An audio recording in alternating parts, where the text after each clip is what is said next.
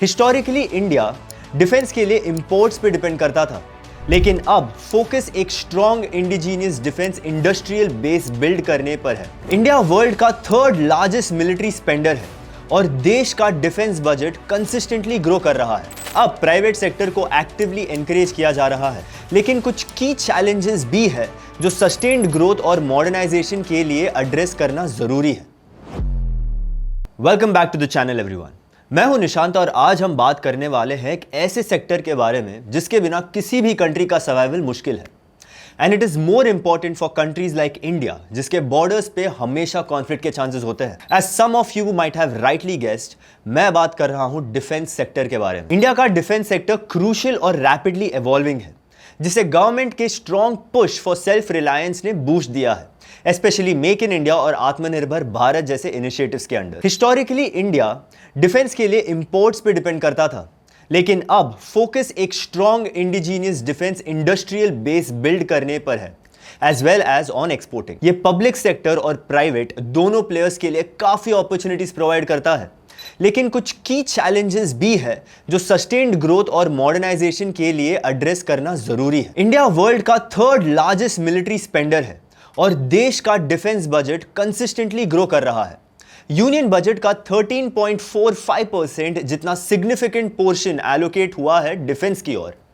This includes capital expenditure, नए weapons खरीदने और आर्म्ड फोर्सेस को मॉडर्नाइज करने के लिए, जो डिफेंस इक्विपमेंट और टेक्नोलॉजीज के लिए ह्यूज मार्केट क्रिएट करता है। गवर्नमेंट की डोमेस्टिक प्रोक्योरमेंट पॉलिसी भी एक मेजर ग्रोथ ड्राइवर है, जिसमें मिनिस्ट्री ऑफ डिफेंस एक्टिवली अपने कैपिटल बजट का बड़ा हिस्सा इंडियन कंपनी से परचेसेस के लिए ईयरमार्क कर रही है। गवर्नमेंट ने पॉजिटिव इंडिजिनाइजेशन लिस्ट भी इशू की है, जिसमें मिलिट्री आइटम्स इंक्लूडेड है जो अब इंपोर्ट नहीं किए जा सकते।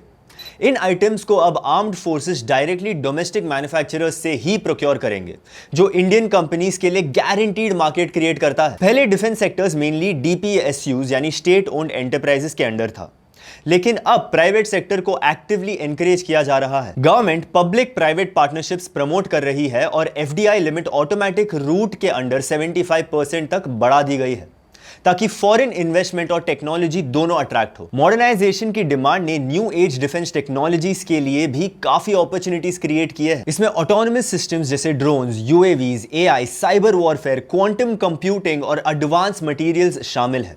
साथ ही इंडिया ग्रेजुअली नेट इंपोर्टर से एक्सपोर्टर बन रहा है। डिफेंस एक्सपोर्ट्स अब 100+ कंट्रीज तक पहुंच गए हैं और गवर्नमेंट का टारगेट है इसे और ग्रो करना। डिस्पाइट इस ब्राइट आउटलुक के, इंडियन डिफेंस सेक्टर के सामने कुछ हर्डल्स भी हैं। इंडिया अभी भी कुछ हाई एंड क्रिटिकल टेक्नोलॉजीज जैसे जेट इंजन्स और एडवांस सेंसर्स इंडिजीनियसली डेवलप नहीं कर पा रहा है, जिससे फॉरेन डिपेंडेंसी एक मेजर वल्नरेबिलिटी बन गई है। डिफेंस प्रोक्योरमेंट प्रोसेस स्लो और कम्बर्सम माना जाता है। इनिशियल कॉन्टैक्ट अप्रूवल से फाइनल इक्विपमेंट डिलीवरी तक long lead times operational readiness और प्राइवेट इन्वेस्टर्स के लिए अनसर्टेनिटी क्रिएट करते हैं, जो इस सेक्टर का एक बड़ा चैलेंज है। डिफेंस बजट 13.45% होने के बावजूद R&D के लिए एलोकेशन रिलेटिवली कम है, जो इनोवेशन और कटिंग एज टेक्नोलॉजी डेवलपमेंट को हिंडर करता है और फॉरेन इंपोर्ट्स पे डिपेंडेंसी बनाए रखता है। प्राइवेट सेक्टर को एनकरेज किया जा रहा है, लेकिन डीपीएसयूज, प्राइवेट इंडस्ट्री और रिसर्च इंस्टीट्यूशन के बीच स्ट्रॉन्ग कोलैबोरेशन इकोसिस्टम अभी इनिशियल स्टेजेस में है, जिससे डेवलपमेंट और प्रोडक्शन स्लो हो सकती है। डिफेंस एक्सपोर्ट्स ग्रो हो रहे हैं, लेकिन ग्लोबल लीडर्स के कंपैरिजन में अभी भी मॉडेस्ट है। इंडिया को क्वालिटी, टेक्नोलॉजी और कॉस्ट के टर्म्स में कंपिटिटिवनेस एनहांस करनी होगी, ताकि वो एक मेजर डिफेंस मैन्युफैक्चरिंग हब बन सके। साथ ही land acquisition, complex tax regimes और ओवरलैपिंग ज्यूरिसडिक्शन जैसे स्ट्रक्चरल और रेगुलेटरी इश्यूज डोमेस्टिक और फॉरेन इन्वेस्टर्स के लिए चैलेंजिंग बिजनेस एनवायरनमेंट क्रिएट करते हैं। ये हो गई ओवरऑल सेक्टर की बात। अब डीप डाइव करते हैं कुछ डीपीएसयूज और प्राइवेट कंपनीज के ऑपरेशंस और नंबर्स में। शुरुआत करेंगे हिंदुस्तान एरोनॉटिक्स लिमिटेड यानी HAL से।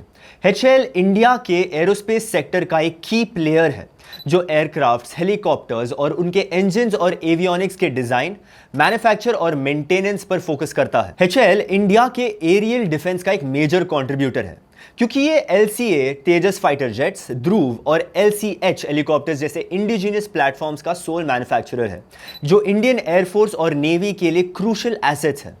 On 19th August, HL ने कंफर्म किया है that center has approved a contract of rupees 62,000 crores for 97 LCA MKA-1 fighter jets. HL का रोल रिपेयर और ओवरहॉल सर्विसेज प्रोवाइड करने तक भी एक्सटेंड होता है, जिससे मिलिट्री की फ्लीट हमेशा ऑपरेशनली रेडी रहे. HL's financial health is further indicated by its PE ratio of 36x, जो कि इंडस्ट्री PE का अप्रॉक्सीमेटली हाफ है. रिटर्न ऑफ इक्विटी यानी ROE of 26.1% and return on capital employed यानी ROCE of 33.9%. Q1 FY26 में company ने rupees 1384 crore के net profit report किए हैं एंड FY25 में कंपनी का overall net profit 8,364 crore rupees था. फिर हम बात करेंगे भारत इलेक्ट्रॉनिक्स लिमिटेड यानी BL की. BL डिफेंस इलेक्ट्रॉनिक्स में लीडर है, जो आर्म फोर्सेस के हर ब्रांच के लिए हाई टेक इक्विपमेंट्स प्रोवाइड करता है. BL का product portfolio advance radars, communication systems, electronic warfare equipments और नेवल सिस्टम्स तक एक्सटेंड करता है. ये C4I यानी command control communications computers and intelligence system develop करने में भी इंस्ट्रूमेंटल है, जो मॉडर्न नेटवर्क सेंट्रिक वॉरफेयर के लिए एसेंशियल है. BL had a highly successful FY25, achieving a net profit of rupees 5,323 crore, which was a significant milestone driven by strong order execution and improved margins. Q1 FY26 में भी results impressive है. Company ने rupees 969 crore का net profit report किया है. The companies approximate PE ratio is 49.4x, ROE of 29.2% and ROCE of 38.1%.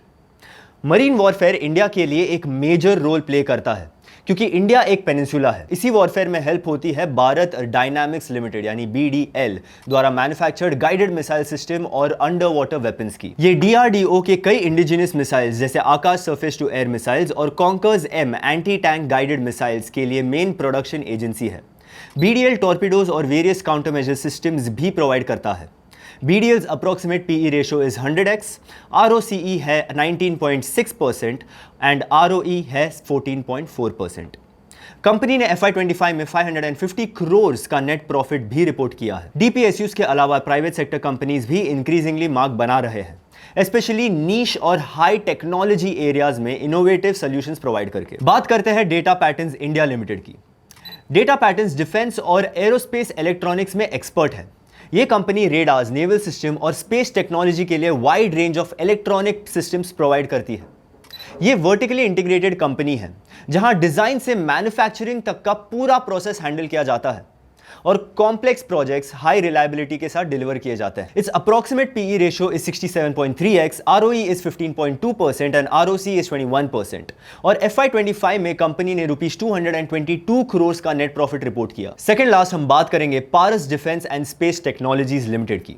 ये company diverse defence products और solutions offer करता है. ये डिफेंस ऑप्टिक्स और ऑप्ट्रॉनिक सिस्टम्स यानी periscope surveillance systems, defence electronics और हेवी इंजीनियरिंग सेगमेंट्स में ऑपरेट करता है. कंपनी ड्रोन टेक्नोलॉजी और इलेक्ट्रोमैग्नेटिक पल्स यानी EMP प्रोटेक्शन सॉल्यूशंस में भी कैपेबल है. Approximate PE ratio of 86.4x, ROCE है 15.6%, ROE है 11.5% एंड FY25 में कंपनी ने रुपीज 61 करोड़ का नेट प्रॉफिट रिपोर्ट किया था.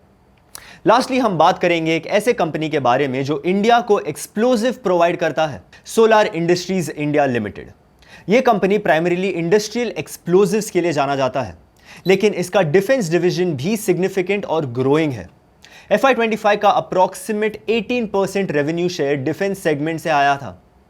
यह मिलिट्री एक्सप्लोजिव्स और एम्यूनेशंस इंक्लूडिंग रॉकेट्स, वॉरहेड्स और प्रोपेलेंट मैन्युफैक्चर करता है, जो मिसाइल्स और अदर वेपन सिस्टम्स के लिए एसेंशियल कंपोनेंट्स है. PE ratio is 106 with a strong ROE of 32.6% and ROCE of 38.1%. Q1 FY26 में कंपनी ने रुपीज 353 करोड़ का नेट प्रॉफिट रिपोर्ट किया है, whereas FY25 एंड हुआ था स्ट्रॉन्ग रुपीज 1,288 करोड़ पे. इन शॉर्ट, इंडिया का डिफेंस सेक्टर स्ट्रेटेजिक इंपॉर्टेंस के साथ साथ फाइनेंशियल और टेक्नोलॉजिकल अपॉर्चुनिटीज का भी एक ट्रेजर चेस्ट है, और ये वही सेक्टर है जिसमें लॉन्ग टर्म ग्रोथ और इनोवेशन दोनों साथ साथ पॉसिबल है. That's it from my and in today's video.